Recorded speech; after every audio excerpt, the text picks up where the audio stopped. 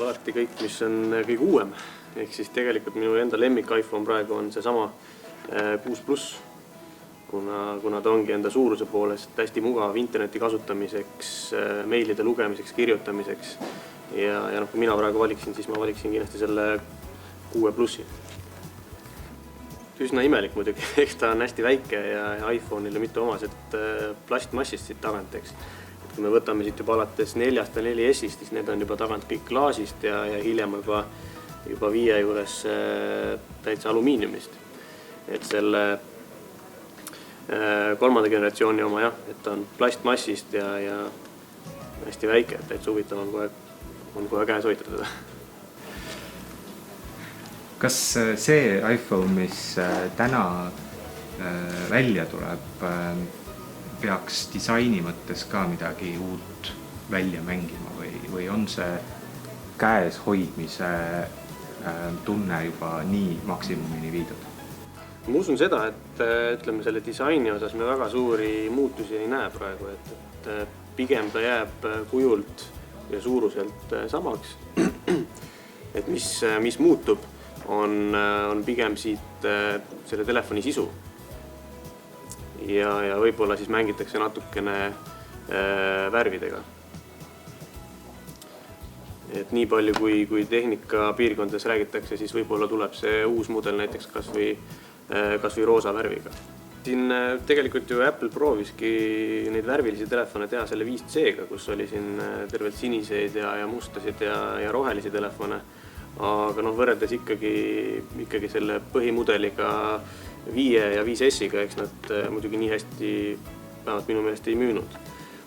Aga eks ma arvan, et iPhone'i kasutaja tahabki pigem sellist läbivat disaini ja stiili, et kas või need kujud ja suurused enam-vähem on ikkagi tegelikult samad kõikide mudelite seas.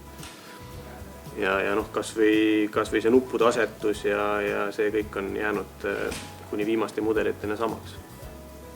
Mis teeb iPhone'ist iPhone'i? Kindlasti kuju ja see kodunupp, et kui siin Android telefonidel on siin all terve rida nuppe, eks puututundlikuid, siis iPhone on jäänud alati selle juurde, et neil on siin keskel üks füüsiline nupp ja kodunupp alati siin üleval ja nüüd tegelikult uute mudelite puhul siin täitsa ääres. Aga pigem just see kuju ja materjalid, klaas ja metall. Pigem see ongi selline ikooniline nupp ja see ongi võib-olla ka see, mis kõige rohkem temast iPhone'i teeb. Et päris ära, ma arvan, ta ei kao. Ma arvan, et telefonide puhul ta pigem ei kasva. Et siin on olnud Androidi poole pealt suuremaid telefone ka kui see, aga ütleme võrreldes siin näiteks Huawei ja Note'i mudelitega Samsungilt, et nad on ikkagi umbes samas mõõdus. Et see on veel selline, mis mahub kätte ära ja mida saab kasutada mugavalt.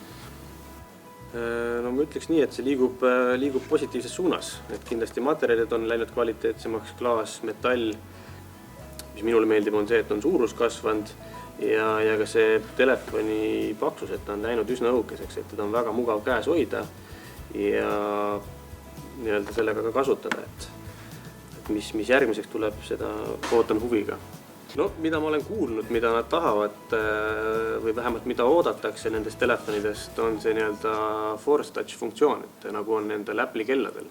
Ehk siis lisaks lihtsalt puututundlikkusele talle tahetakse, et juurde tuleks ka siis selline survega katsumi, et mida suurema survega seda telefoni ekraani vajutada, siis teeb ta mingi teise funktsiooni avab.